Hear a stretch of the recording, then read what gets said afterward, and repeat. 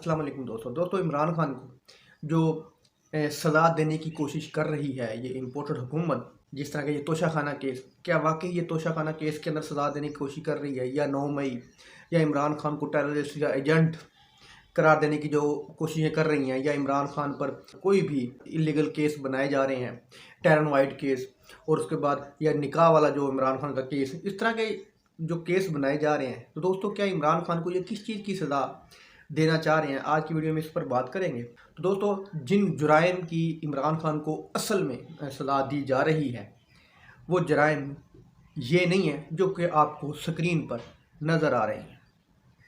वो जुराइम है, सबसे पहला जुराइम है कि दुबई में मुलाकातें की गई, मोदी को पाकिस्तान आने की दावत दी गई और मोदी को कायल कर लिया गया कि वो पाकिस्तान का दौरा करें, पाकिस्तान आए, लेकिन इमरान खान ने इनकार कर दिया।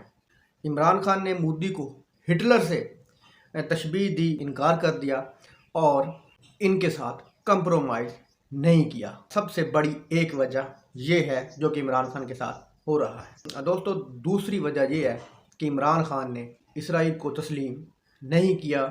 ये मैं नहीं कह रहा, ये कज़ाब मीर साहब ये कह रहे हैं कि इमरान खान को इस चीज़ की सज़ा दी जा रही है। और नंबर 3, पाकिस्तान की तारीख में पिछले 75 सालों में आज तक किसी ने अमेरिका को एब्सोल्युटली नॉट नहीं कहा कि सीधा सीधा कोई सवाल पूछा जाए और सीधा सीधा किसी ने जवाब नहीं दिया। और दोस्तों तीसरी मेन वजह यह है कि इमरान खान को किसी सूरत दोबारा वज़ीर आज़म नहीं बनने देना। जो अमेरिका ने वो जो सवाल पूछा था जो कि सहाफ़ी ने, वो एक सवाल नहीं था। इमरान खान को अंदर से देखना चाहते थे, इमरान खान का माइंड पढ़ना चाहते थे, वो हकीकत था, वो अड्डे लेना चाहते थे। अड्डे लेने का पर्पज़ ये था, मकसद ये था कि जनाब वो हर मुल्क पर अपनी उजारादारी रखने चाहते हैं। अड्डे लेने का मकसद ये था कि नज़र रखी जाए, पाकिस्तान पर नज़र रखी जाए, अफ़गानिस्तान पर नज़र रखी जाए और चीन पर नज़र रखी जाए। मकसद ये होता है एयर बेस देने का। उन्होंने यही कुछ करना था और वो कुछ नहीं कर सकते। तो इमरान खान साहब ने सीधा सीधा एब्सोल्युटली नॉट कहा कि उन्होंने कहा कि हम किसी सूरत में अड्डे नहीं देंगे। आप देखें कि मुशर्रफ साहब ने दे दिए, चलते रहे, फिर आगे जरदारी साहब के भी दौर में चलते रहे। तो इमरान खान साहब ने एब्सोल्युटली नॉट कहा, जिससे अमेरिका को और जो अमेरिकन गुलाम पाकिस्तान में रहते हैं उनको बड़ी तकलीफ़ पहुंची इमरान खान के एब्सोल्युटली नॉट से। इसलिए उन्होंने फ़ैसला किया कि इमरान खान को किसी सूरत दोबारा मुल्क का वज़ीर आज़म नहीं बनने देना, क्योंकि ये इसराइल को नहीं मानता, कश्मीर का मसला हल करना चाहता है और इसने हमें एब्सोल्युटली नॉट क्यों कहा। आप देख लें तो इन चीज़ों के वाज़ह सबूत हैं। पाकिस्तान में ऐसे ऐसे कानून टूटे हैं जो कि पिछले 75 सालों में पहले कभी नहीं टूटे। असम्बलियाँ में तहलील हुई, कोई 90 दिन के बाद इलेक्शन हुए।